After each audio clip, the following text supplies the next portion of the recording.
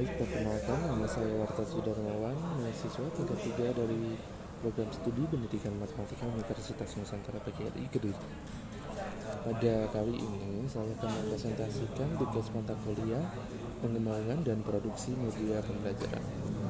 Pada kali ini media yang saya angkat yaitu matematika counting top-in, di mana top-in di sini akan saya kembangkan untuk teman-teman kita yang disabilitas khususnya tunanetra dalam mempermudah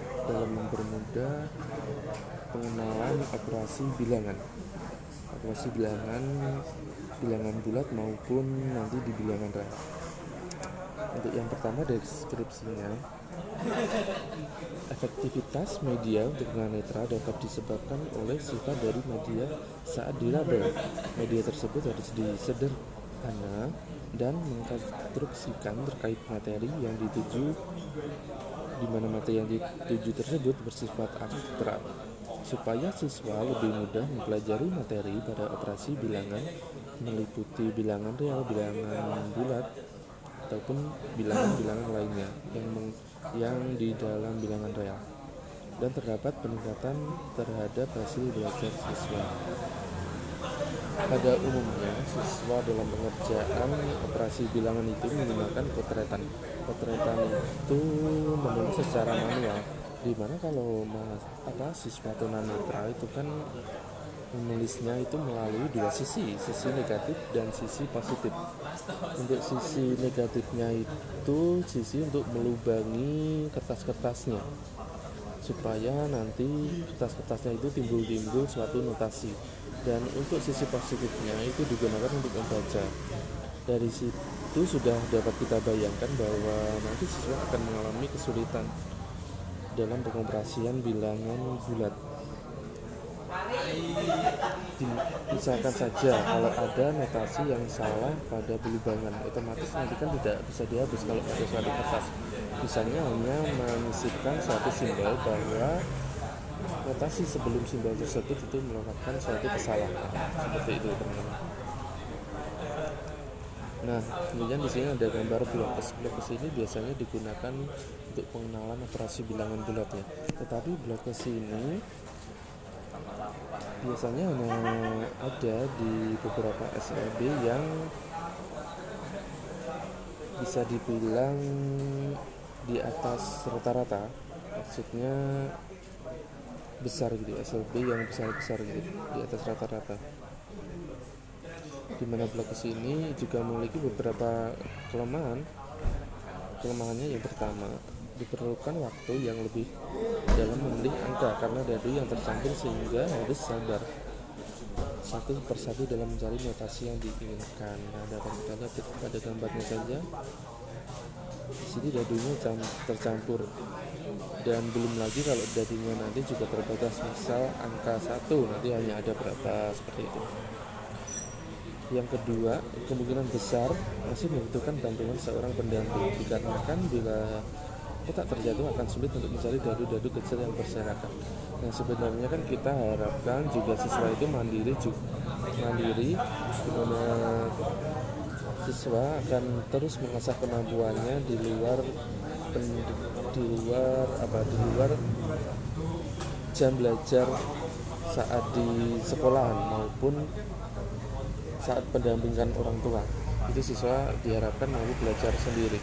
Nah, tetapi kalau di sini di blokes ini mengalami kekurangan tersebut. Jika nanti blokes ini tidak sengaja tersenggol dan terjatuh, otomatis dadunya kan terpencar-pencar, sehingga siswa nanti juga akan kesusahan untuk mencari dadu-dadunya yang berserakan. Kemudian untuk kekurangan ketiga, resiko menghitung ulang bila papan tidak sengaja terjatuh. Nah, ini terkait dengan resiko kedua, dimana nanti bila kita sudah menghitung beberapa, kita masukkan dadu-dadu ke lubang-lubangnya sini, tetapi tidak sengaja tersenggol dan terjatuh, otomatis kan kita harus menghitung ulang, seperti itu.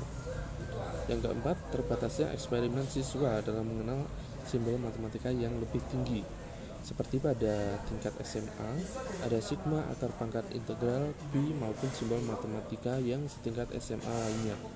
karena variasi pada notasi dadu terbatas. Nah, itu salah satu kekurangan yang sangat nampak, karena bagas ini sebenarnya digunakan untuk pengenalan saja, pengenalan pada operasi bilangan bulat lebih tepatnya, karena hanya terbatas, hanya ada kurang, tambah, bagi, kali, dan sama dengan, seperti itu teman-teman.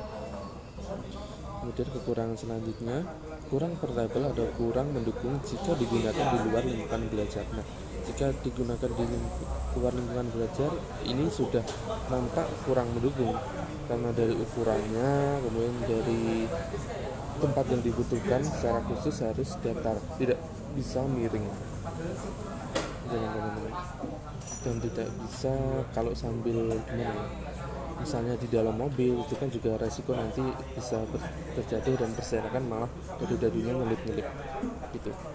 Kemudian untuk kekurangan yang keenam, nah ini harga yang cukup mahal. Hal ini menjadi faktor yang sangat fatal karena tidak semua orang tua siswa mampu memberikan fasilitas yang optimal dalam mendukung pembelajaran anaknya. Karena harga bagas ini juga lumayan mahal, sekitar 300 ke atas kalau tidak salah, sehingga untuk kalangan menengah ke bawah itu juga agak gimana, ragu misalnya untuk membeli karena harganya juga sangat mahal. Sementara dengan kekurangan tadi, untuk portable-nya juga,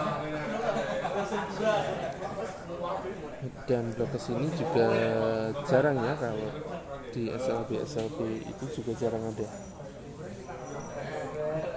biasanya menggunakan kotretan untuk pengenalan bilangan bulat. Nah, oleh sebab itu, alat peraga yang akan dibuat ini ditujukan bukan hanya untuk mengenalkan konsep operasi bilangan, tapi juga mempermudah siswa melakukan perhitungan tingkat lanjut meliputi materi setingkat SMA maupun universitas. Jadi inovasi POP-IT nanti bisa digunakan bukan hanya untuk pengenalan saja, tetapi untuk tingkat-tingkat yang lebih lanjut seperti SMP, SMA maupun universitas. Karena untuk simbolnya nanti kan juga suka-suka kita. Maksudnya suka-suka kita bisa kita kita buat simbol sigma, akar, pangkat, integral, itu bisa. Karena kan seperti menulis istilahnya, seperti itu, seperti menulis, cuma dimediakan di POP-IT gitu. Tentunya dengan memperhatikan efisiensi alat pembantu yang bisa digunakan di mana saja tanpa khawatir harus ada pendamping yang membantu dalam pengoperasiannya, efektif untuk pembelajaran maupun eksplorasi siswa dalam mempelajari matematika, dan ekonomis tentunya, dan mudah diproduksi dalam skala besar. Yang kedua, ada bahan dan alat. Untuk alatnya ada PC nanti untuk mendesain, gunting, cutter, penggaris, alat tulis, satu pak pensil, magnet, dan kawat besi. Nah, ini satu pak pensil, magnet, dan kawat besi nanti kita akan bahas selanjutnya di bawah-bawah. Nanti di sini ada keterangan tertentu terkait pensil, magnet, dan kawat besi. Dan untuk bahannya cairan tekstil, gipsum, dan berwarna. Untuk cara pembuatannya, mendesain variasi POP-IT 3D, keterangan ukuran pada gambar video. Nanti untuk keterangan desainnya masih disesuaikan lagi. Ini untuk pemisalan saja. Jadi dalam satu kotak nanti misalnya ada 1, 2, 3, 4, 5, 6, 7, 8, 9 kali 1, 2, 3, 4, 5, 6, 9 kali 6, 9 kali 6 notasi. Jadi di sini nanti ada sebanyak itu. Untuk ukurannya nanti 32 cm kali 32 cm. Ini nanti bisa menyesuaikan lagi. Dan ini untuk garis tepinya ada 1 cm. Nah, di sini nanti disesuaikan juga lagi, karena kenapa? Di sini dari jarak antara notasi satu dengan notasi lainnya itu ada 1 cm, sehingga nanti kalau digabung di sini kan nanti jadi 2 cm.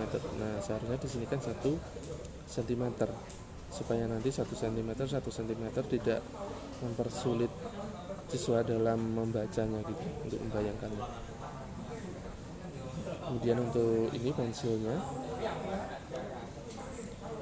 nanti di satu sisi sudut itu kita kasih magnet. Kenapa sih kita kasih magnet? Nah, untuk pop it kan nanti di jublas gitu ya. Nah, untuk apa nanti bila ada kesalahan dalam penjublasan notasi itu, kita bisa tarik kembali supaya apa lingkarannya timbul menggunakan magnet ini, dimana nanti pop it-nya di lingkaran-lingkaran ini kita tanamkan apa kawat besi tadi, seperti itu teman-teman. Untuk proses pembuatannya, yang kedua menyiapkan cairan tekstil yang sudah dicampur dengan pewarna. Yang ketiga, setelah cetakan Gibson selesai dibuat, masukkan cairan tekstil yang sudah siap ke dalam cetakan Gibson. Selanjutnya tunggu sampai kering. Sambil menunggu kering bisa untuk membuat pensil magnet. Untuk membuat pensil magnet cukup menggunakan pensil yang salah satu ujungnya diberi magnet, ditanami magnet gitu saja teman-teman. Setelah cetakan kering, rapikan hasil cetakan, kemudian tempelkan potongan kecil kawat besi di bawah setiap lubang pop it. Nah, tujuannya ini untuk tadi menarik lubangnya yang salah kita pencet, ataupun merefresh istilahnya gitu, merefresh semua lubang-lubang yang sudah kita pencet. Beri magnet pada setiap pojok samping pop it dengan memisahkan kutub magnet. Tujuannya dari magnet tersebut supaya dapat menggabungkan beberapa pop it menjadi satu kesatuan, sehingga pop it jadi lebih besar ukurannya. Nah, dari sini nanti pop it-nya kan kotak, pojok-pojoknya nanti kita kasih magnet supaya dari satu pop it kita bisa gabungkan menjadi beberapa pop it. Jadi satu meja itu bisa penuh full pop it. Nah, untuk eksplorasi siswa kan nanti bisa lebih optimal lagi jika media untuk menghitungnya lebih luas gitu.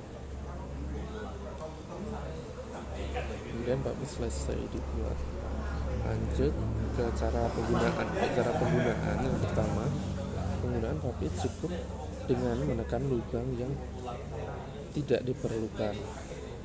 Jika salah menekan lubang, maka bisa menggunakan pensil magnet untuk mengembalikannya. Nah, misal pada simbol ini ya, misal indikator angka ini, menekan lubang yang tidak diperlukan. Nah, untuk yang hitam-hitam ini lubang yang diperlukan, sehingga tidak perlu ditekan. Untuk yang ditekan yang tidak perlu ini, lubang-lubang yang tidak perlu, lubang 1 dan 2 ini, indikator 1 dan 2.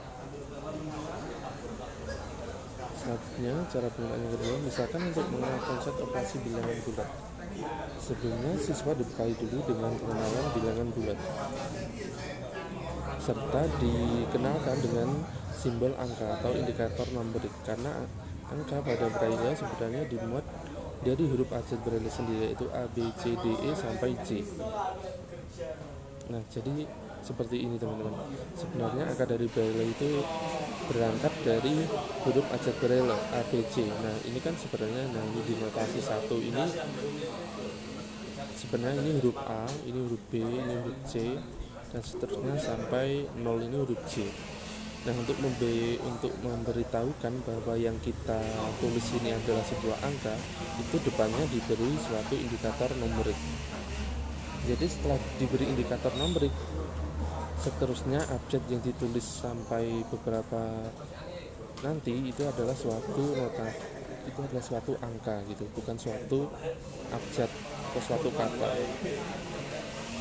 Kemudian untuk membedakan yang tertulis di kertas, apakah huruf tertulis di kertas atau tertulis di Braille, apakah huruf atau angka, terus ada simbol yang diperlukan, serta simbol tersebut adalah simbol pugar. Simbol pugar digunakan untuk memberitakan bahwa yang tertulis setelah tanda ini adalah suatu kata atau huruf abjad. Nah, jadi untuk membedakan, misal di sini nanti kita ingin menulis yang sini aja, kita ingin menulis 4A gitu ya, 4A. Kalau di sini nanti setelah kita berikan suatu notasi numerik, kemudian huruf abjad D, kemudian langsung kita beri huruf abjad A, itu nanti bacanya bukan 4A melainkan 41.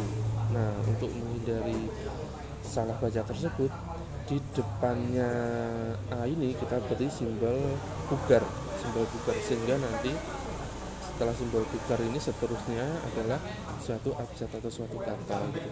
Dan sebelumnya huruf pugar, karena sebelumnya huruf pugar ini adalah suatu simbol yang didahului dengan simbol numerik, itu adalah suatu angka, seperti itu. Untuk berikutnya untuk grupnya, dan ini untuk simbol numeriknya sehingga jadi suatu angka-angka. Nah ini bacanya dan seterusnya. Nah ini kan simbol bugar, sehingga setelah simbol bugar ini ada suatu huruf abjad. Ini suatu huruf abjad yang tersusun menjadi suatu kata. Kemudian dikenalkan dengan simbol operasi pada bilangan bulat. Dimana simbolnya itu ada plus, minus, kali, dan bagi. Ini untuk operasi bilangan bulat ya teman-teman. Dan ada sama dengan di sini juga pada operasi bilangan bulat ini juga ada simbol tertentu bahwa setelah simbol ini itu ada suatu operasi bilangan. Simbolnya dinotasikan 5. Jadi untuk 1, 2, 3, 4, dan 6 ini nanti ditekan semua, yang timbul hanya 5. Nah, untuk contohnya ini kan suatu simbol numerik. Kemudian ini suatu angka 5. Nah, kemudian di sini disisipkan suatu simbol bahwa setelah ini adalah suatu operasi. Kemudian operasi bilangan bulat ini minus. Kemudian simbol numerik lagi ada angka 3, simbol numerik lagi ada sama dengan, dan simbol numerik angka 2. Untuk perkaliannya juga kurang lebih sama. Ini sama dengan ini perkalian. Kemudian untuk mempermudah pengenalan operasi bilangan bulat, di puluhan kita dapat menggunakan metode bumbung susun, di mana siswa terlebih dahulu dikenal dengan indikator garis horizontal dan garis vertikal. Nah, untuk garis horizontal ini kan sangat perlu untuk perkalian maupun pengurangan dan penjumlahan. Untuk garis vertikal nanti diperlukan untuk pembagian Parogabit itu. Dan ini untuk contohnya, sini ada 96, ini numerik. Kemudian di sini ada 96. Ini simbol, setelah ini ada operasi bilangan, kemudian ditambah dengan simbol numerik. Ini angka 94. Kemudian ini indikator garis horizontal. Sini simbol numerik, hasilnya 0, 3, dan 1. Dan pengenalan simbol-simbol numerik lainnya juga perlu dikenalkan seiring perkembangan simbol numerik, dan penggunaan dapat kita lihat di beberapa buku yang saya cantumkan di Google Drive daripada file PDF saya. Nah, ini untuk contoh bumbung susunnya. Nah, kita perlu perhatikan di sini. Ini ada suatu simbol numerik 2 kali. Simbol numerik 2 kali ini melambangkan bahwa seterusnya yang ditulis di sini itu adalah suatu angka, bukan abjad. Jadi tidak perlu seperti di sebelahan tadi, karena di sini tidak ada indikator simbol-simbol, sehingga kita harus menambahkan di masing-masing bagian yang ingin kita tuliskan angka. Kalau di sini tidak perlu, karena di sini sudah kita berikan suatu simbol bahwa seterusnya ini adalah angka. Nah, ini kemudian ditutup dengan ini. Jika ditutup dengan ini, di lanjutan ini nanti harus diberi suatu simbol numerik lagi jika ingin menuliskan suatu angka. Untuk lebih lanjutnya nanti bisa dilihat di file Google Drive teman-teman. Nah, ini untuk pembagian bumbung susun. Untuk caranya sebetulnya kurang lebih sama, cuma yang membedakan cuma cara penulisannya, seperti itu teman-teman. Nah, cukup sampai sekian dulu presentasi dari saya. Kurang lebihnya mohon maaf. Selamat petang dan terima kasih.